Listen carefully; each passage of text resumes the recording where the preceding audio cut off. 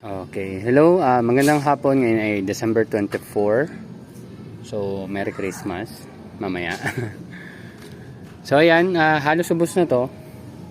Ang next nating i-harvest is dapat, hindi ko sure kung pwede na yung mga size na yun eh.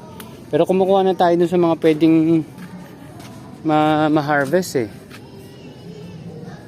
Yan. So, based sa nakikita natin, ito, kumukuha na rin ako ng pwedeng i-harvest dito. Pero, ito, may tama ba ito ng trips?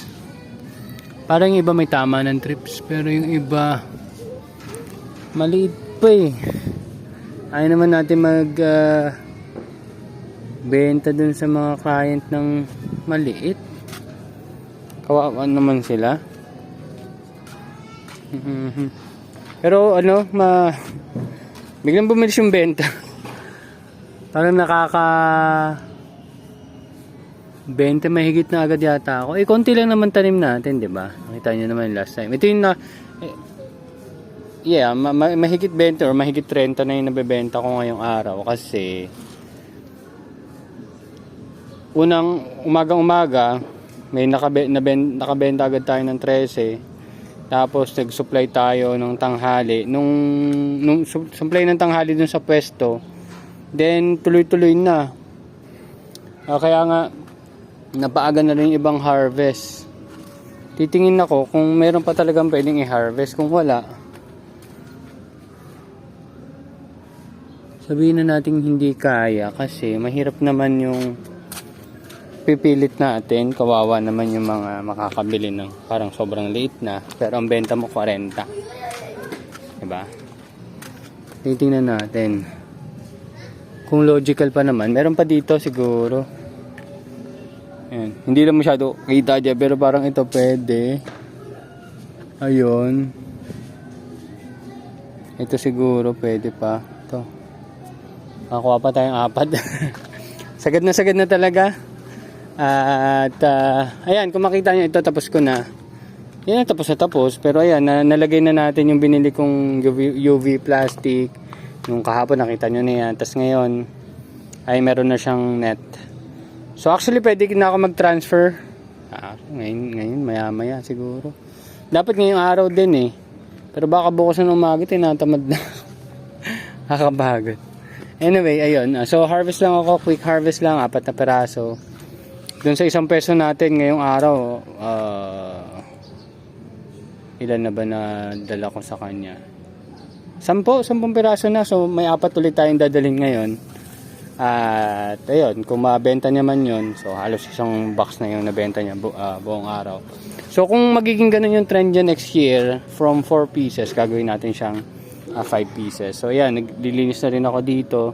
Alam niyo naman, ito yung batch 36 natin. Ang alam ko yung batch natin, batch 35 pala is ito. Nagkamali ako ng update kay ChatGPT kasi siya yung pinaka-secretary ko. So ang batch 36 is yung yun, 4 doon, tapos ito. Batch 35 natin is ito, 3, tsaka yun.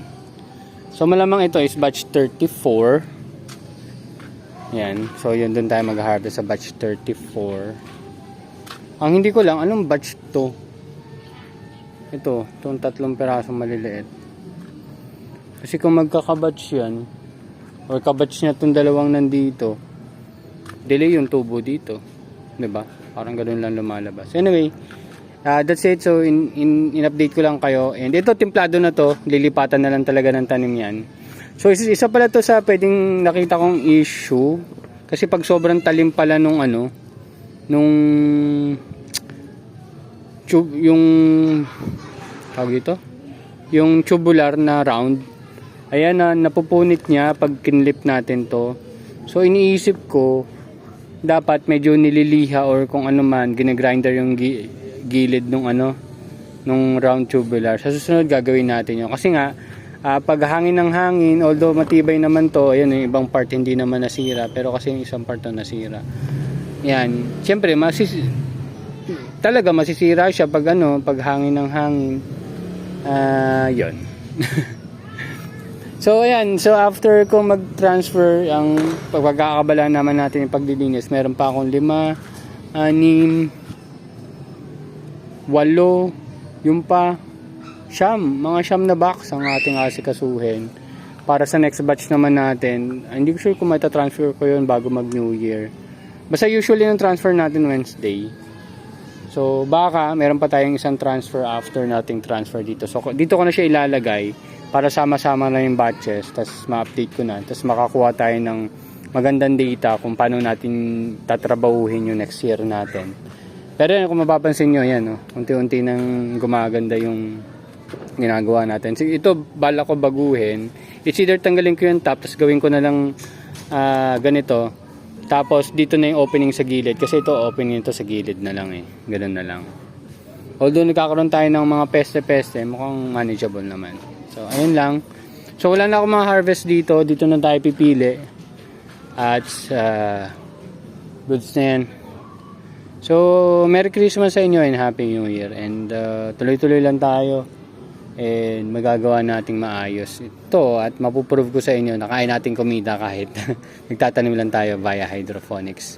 Kahit sa ganitong space lang. Ano ba to? 60 square meter, pero yung usable natin na lot is mga nasa 30 square meter or less than 60 square meter na lang. Yun na lang yung basehan natin. Kasi kailangan ko rin ng lalakaran. Then yun. So, yun lang. Thank you very much. See you next update. Bye-bye.